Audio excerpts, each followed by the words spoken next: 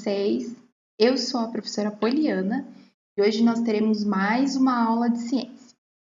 Para a aula de hoje, nós teremos uma companhia bem especial. Olha aqui o que eu trouxe. Uma plantinha que está aqui na minha casa. Nós vamos falar hoje sobre esses seres aqui. Um pouquinho, só uma introdução, para que nós possamos separar o que é uma planta dos outros seres vivos. Vamos lá?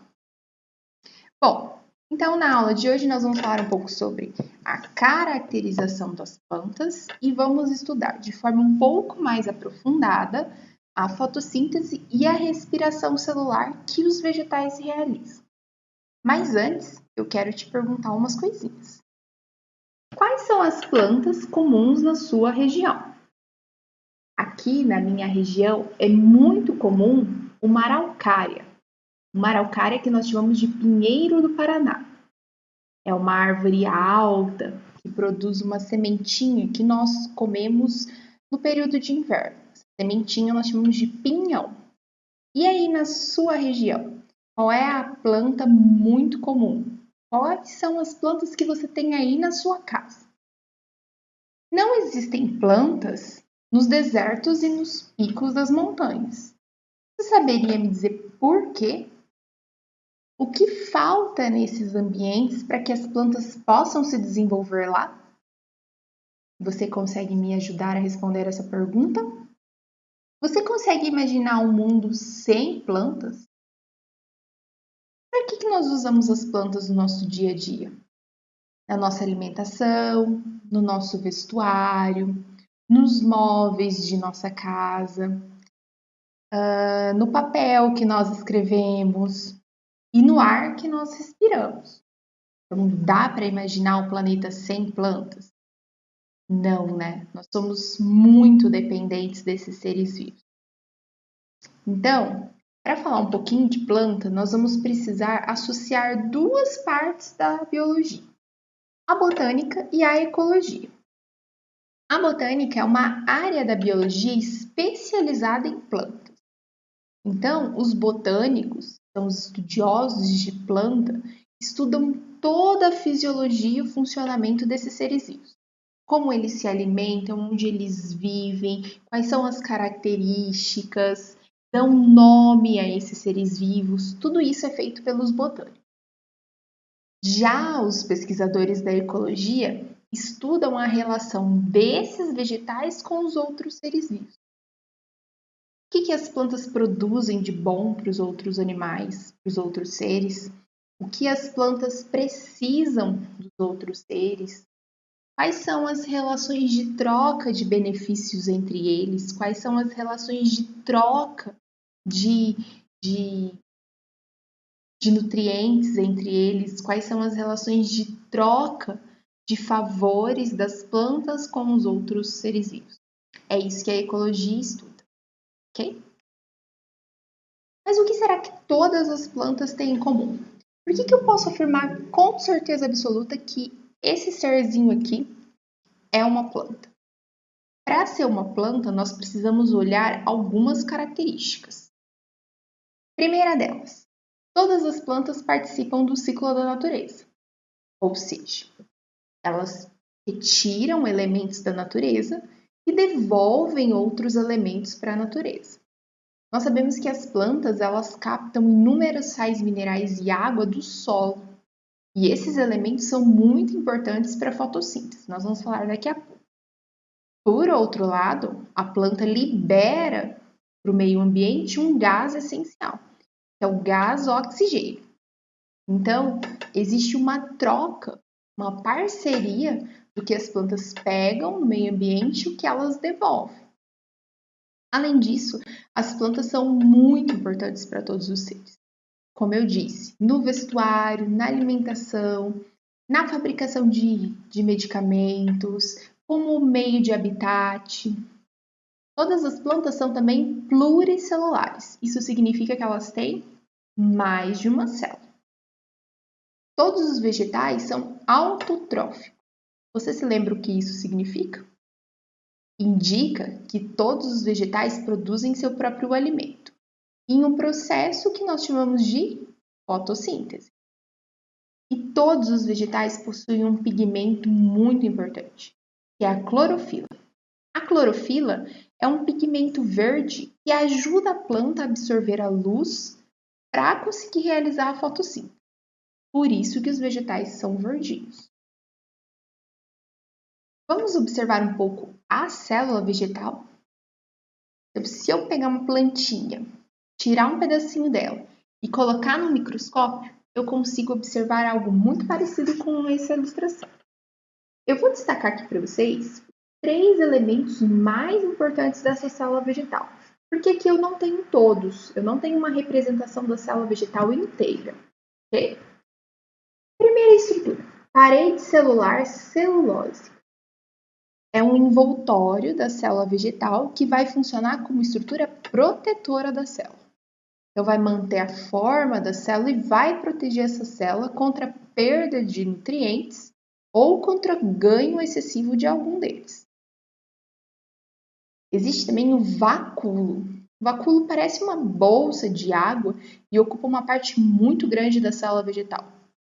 Esse vacúolo está relacionado com o controle de água. Quando nós temperamos um alface com sal, ele fica murchinho. Significa que ele perdeu água. A água que ele perde é essa água que está dentro do vacúolo. E o cloroplasto? O cloroplasto é a organela que guarda a clorofila. Então, normalmente, quando nós vemos eles no microscópio, eles são verdinhos. É dentro do cloroplasto que ocorre o processo da fotossíntese. O que você acha de vermos esse esqueminha de célula numa realidade virtual? Na apostila de vocês têm uma representação em 2D. Eu te convido a visualizar em 3D. Vamos lá.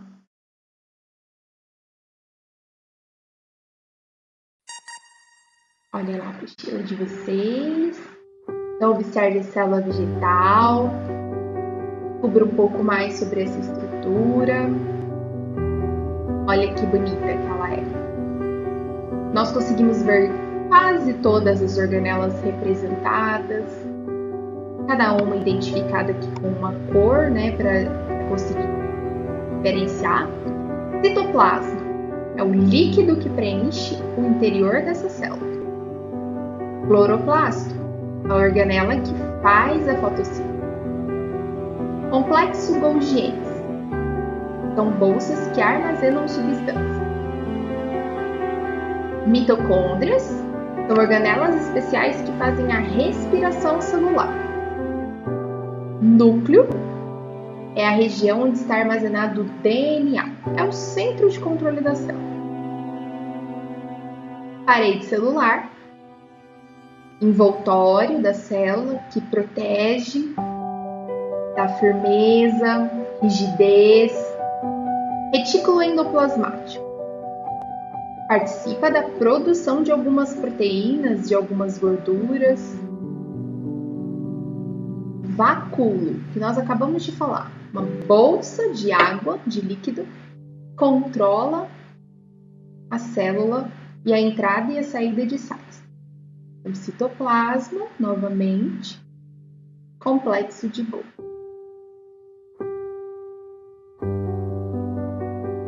Cloroplasto novamente. E essa é a célula no tamanho aumentado. Você gostou dessa realidade virtual? Muito interessante. Porque as células são estruturas microscópicas, então a gente não costuma ver tanto detalhe assim a olho nu. Então a gente precisa de um equipamento especial, que é o microscópio. Só que aqui na realidade virtual aumentada nós conseguimos ver com mais clareza, com mais diferenciação das cores, que são cada um desses elementos que formam a célula vegetal. Vamos dar continuidade. Vamos falar então sobre fotossíntese e respiração celular. São 2 processos realizados pelo vegetal. Essa plantinha ela está nesse momento fazendo os 2 processos, fotossíntese e respiração celular. nós não conseguimos observar a olho nu. Existem alguns experimentos que nós conseguimos fazer para conseguir ver esses processos, mas assim, ao natural, eu não consigo visualizar que ela está fazendo os dois. Mas eu posso afirmar que ela está fazendo, por quê? Porque nós temos essas características para os dois. Então, a fotossíntese. Para a fotossíntese, eu preciso de gás carbônico, água e clorofila. Clorofila é o pigmento que absorve a luz para realizar o processo. A fotossíntese acontece dentro dos cloroplastos e produz o oxigênio e a glicose. Esse oxigênio ele é extremamente importante para a nossa respiração. A respiração celular é preciso oxigênio e glicose. Ocorre dentro de uma outra organela que nós vimos ali na realidade virtual, que é a mitocôndria, e produz como resultado, como produtos finais, CO2, que é o gás carbônico, e a água. Se nós observarmos, há uma relação de espelhamento entre ambas. A fotossíntese ela é um processo inverso ao da respiração. Então, enquanto na fotossíntese a planta consome gás carbônico, água e clorofila, na respiração ela produz gás carbônico e água. Enquanto na fotossíntese ela produz oxigênio e glicose, na respiração ela produz outros elementos, mas necessita do oxigênio e da glicose para o fenômeno acontecer. Além disso, outra diferença desses dois mecanismos é o período em que eles acontecem. A fotossíntese ela depende da luz solar, então ela vai acontecer principalmente no período iluminado. A respiração é um processo que não depende da luz solar, então ela pode acontecer tanto nos períodos iluminados quanto nos períodos sem luz. Ocorre de dia e de noite. Tudo bem? Observando um pouco mais de perto, nós conseguimos ver como acontece esse fenômeno na plantinha. Então, como se eu tivesse pegado essa minha plantinha aqui e esquematizado para vocês aqui nos slides. Esse desenho está na apostila do 4º ano. Então, já é um demonstrativo de que vocês já viram isso aí lá nos anos anteriores. Tudo começa quando as partes verdes da planta são ricas em clorofila, captam a energia luminosa e fazem a conversão dessa energia luminosa. E essa energia que é convertida, que é transformada, será utilizada nas etapas seguintes. Na sequência, ocorre a absorção de água pelas raízes, que sobe pelo caule e chega até as folhas. Nesse momento, a planta libera o oxigênio. Então, o gás oxigênio é liberado também pelas folhas. Folhas têm uma espécie de buraquinhos muito pequenininhos, que são microscópicos, por onde esse gás oxigênio escapa.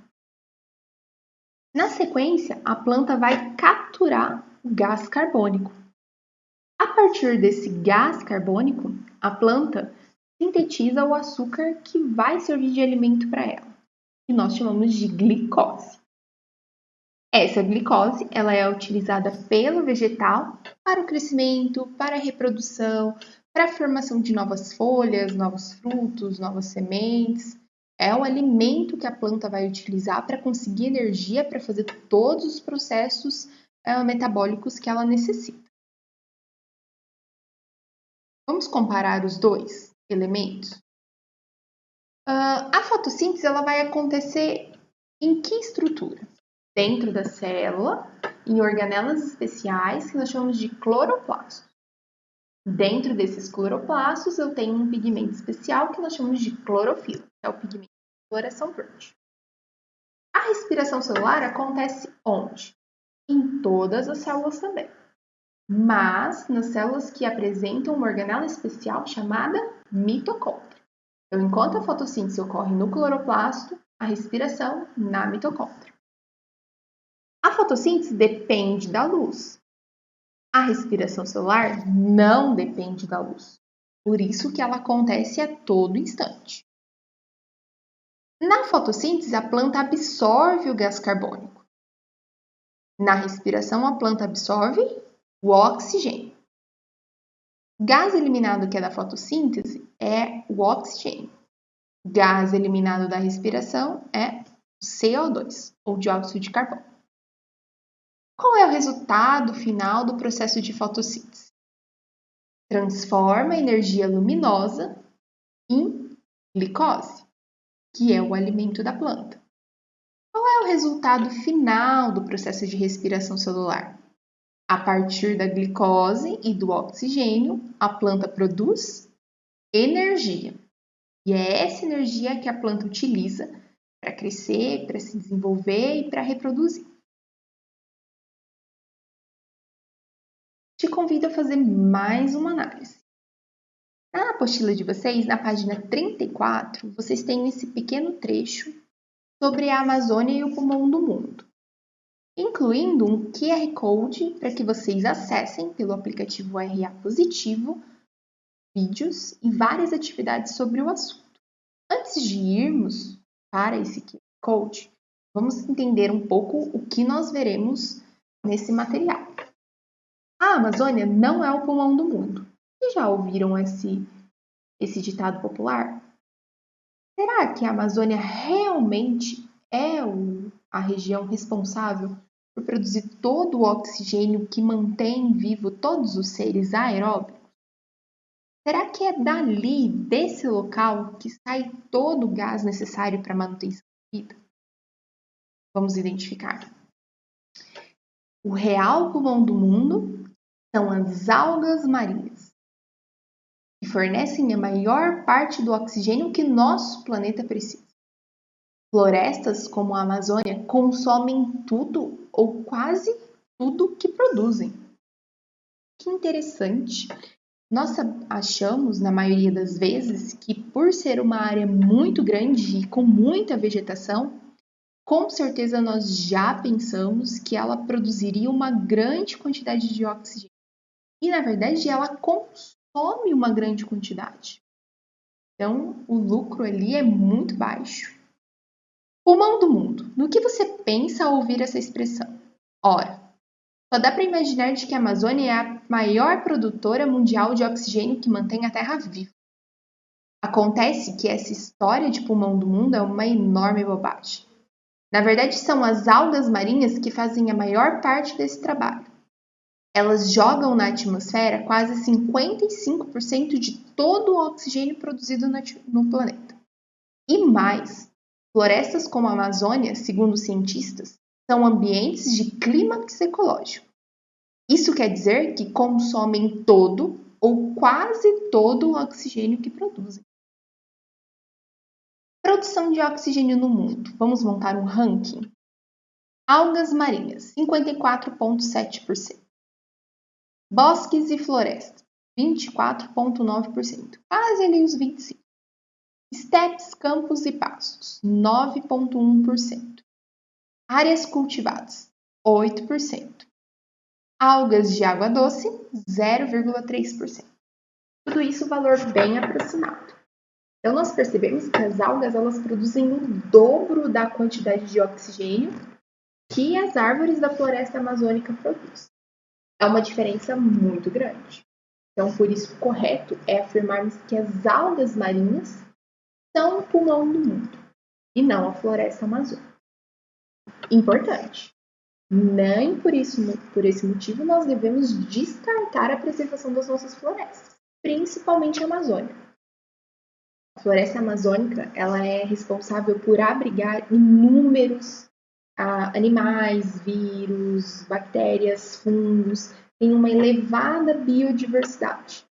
Então, por esse motivo, nós precisamos manter esse bioma o mais natural e o mais intacto possível da atividade humana. Além disso, na floresta amazônica, nós temos também os principais rios do nosso país.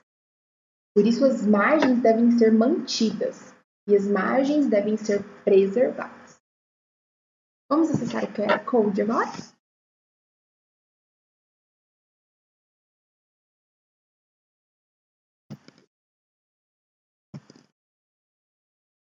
Bom, Quando vocês acessarem o QR Code, ele vai pedir uma senha, um login, e aí ele vai trazer para vocês essa espécie de sala de aula virtual. Então, nós temos aqui alguns vídeos para que vocês possam assistir e algumas atividades relacionadas ao assunto que nós estamos estudando. Nós vamos ver um vídeo, nós temos vários aqui, que é esse vídeo, as plantas e a respiração celular. Como as plantas fazem para respirar? Nós já vimos como elas fazem fotossíntese. É fácil dizer quando os animais respiram. Não apenas podemos ver seu corpo se mexer, mas podemos até ouvi-los. O processo de decompor alimentos no sistema digestivo para liberar energia, porém, é mais difícil de ver. O mesmo vale para plantas. Como você pode dizer que elas respiram? Colocar uma planta no escuro impede a fotossíntese. Mas mesmo no escuro, a planta produz gás enquanto respira. Neste experimento, podemos ver como água com limão, normalmente clara, fica leitosa rapidamente. Isso indica que a planta está produzindo dióxido de carbono. A planta consome oxigênio quando está no escuro? Neste experimento, o dióxido de carbono produzido será absorvido pelo óxido de cálcio nesta pequena proveta. A planta é colocada sob uma jarra cheia de água. Mudanças no nível da água, portanto, indicam mudanças no nível de oxigênio. Depois de algum tempo, podemos ver que a água começa a balançar de leve dentro da jarra, o que significa que o oxigênio está sendo consumido pela planta.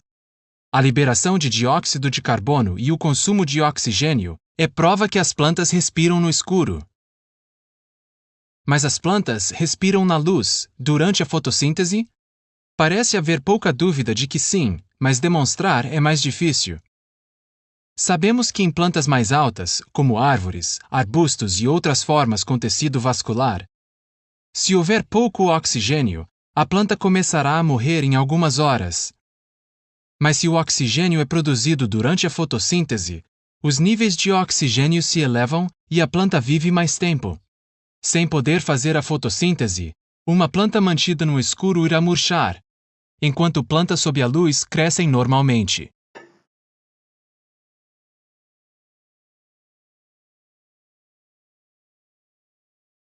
Muito interessante.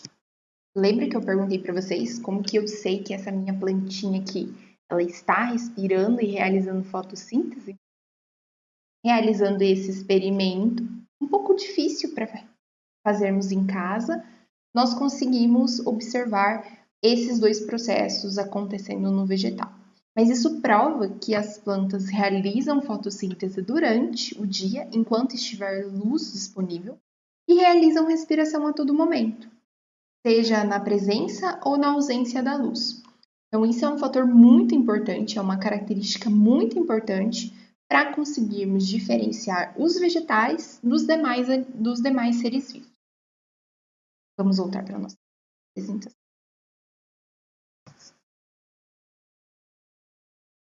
Tudo bem até aqui? Você está conseguindo acompanhar, caracterizar alguns vegetais? Agora eu te convido a realizar alguns exercícios aqui na nossa aula. Vamos tentar resolver juntos? Para isso, eu vou pedir que vocês peguem o livro de vocês, abram na página 35. Nós vamos realizar juntos o exercício número 3. Conseguiu? No quadro abaixo estão os nomes de algumas estruturas presentes em células. Circule apenas as que são exclusivas dos vegetais. Então, nós vamos anotar aqui as que aparecem somente na célula vegetal. Lembra da animação que nós vimos. Mitocôndria. Será que eu tenho mitocôndria somente nas células vegetais? Não, a mitocôndria está presente também nas células animais. Cloroplasto.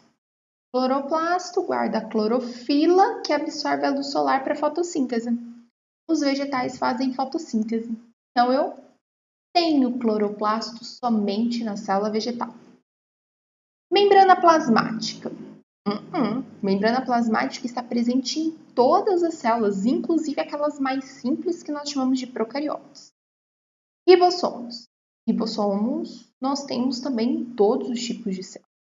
Eucarionte e procarionte. Então, não é exclusiva, não existe somente na célula vegetal. Vacúolo do suco celular. Tem na célula vegetal? Sim. É exclusiva dela? Sim. Parede celular feita de celulose. Exclusiva de vegetal? Sim, com certeza. As bactérias também têm parede celular e os fungos também. Mas a composição é um pouco diferente, não é feita de celulose, são feitas de outras substâncias. A parede celular de celulose, sim, é exclusiva da célula vegetal. Complexo golgiense, tem nas outras células, principalmente na animal. Retículo endoplasmático, não, também eu tenho na célula animal. Então a resposta correta é cloroplasto, vacúolo do suco celular, parede celular celulose. Muito bem. Mais um exercício. Página 35, exercício número 4. Sobre a fotossíntese foram feitas as seguintes afirmações. Número 1. Para que a planta realize fotossíntese é necessário água, oxigênio, luz solar e clorofila. A planta precisa de água? Sim, ela pega essa água direto do solo. Ela precisa de oxigênio? Não, ela precisa do quê? De gás carbônico. Precisa de luz solar? Sim. Precisa de clorofila? Sim. Mas essa alternativa, infelizmente, está errada, por conta aqui do gás oxigênio. O alimento da planta é produzido na forma de glicose, por exemplo. Essa alternativa 02 está correta? Está correta. Alternativa 3. A clorofila se encontra solta entre as células do vegetal. A clorofila ela fica solta ou ela fica dentro de uma organela? Ela fica dentro de uma organela que nós chamamos de cloroplasto. Então ela não fica solta, perdida, livre por aí. Ela fica dentro dessa organela. Então a alternativa 3 está errada. Sendo assim, somente a alternativa 2, letra B, B de brigadeiro. Tudo bem? Eu quero saber quem acertou todas essas questões. Meus parabéns! Sinal de que você gosta muito de ciência. Vamos finalizar a aula? Para isso, vou te perguntar novamente. Você consegue me dizer algumas características das plantas? É a nossa amiguinha aqui. Eu consigo dizer que elas têm um pigmento verde, que se chama clorofila. Elas realizam fotossíntese, porque elas são autotróficas. Elas são pluricelulares. Das plantas eu consigo tirar muitas coisas importantes do meu dia a dia. As plantas participam dos ciclos que acontecem na natureza. Você consegue imaginar um mundo sem plantas? Será que nós sobreviveríamos sem vegetais? Sabemos que as plantas realizam fotossíntese. Dois processos que são muito importantes. Você já consegue diferenciar? Já consegue identificar quem faz um e quem faz o outro?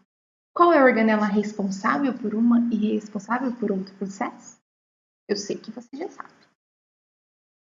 De tarefa de casa, você vai fazer os demais exercícios da página 35, então exercícios 1, 2 e 5, e o livro de atividades, exercícios da página 21 e da página 22.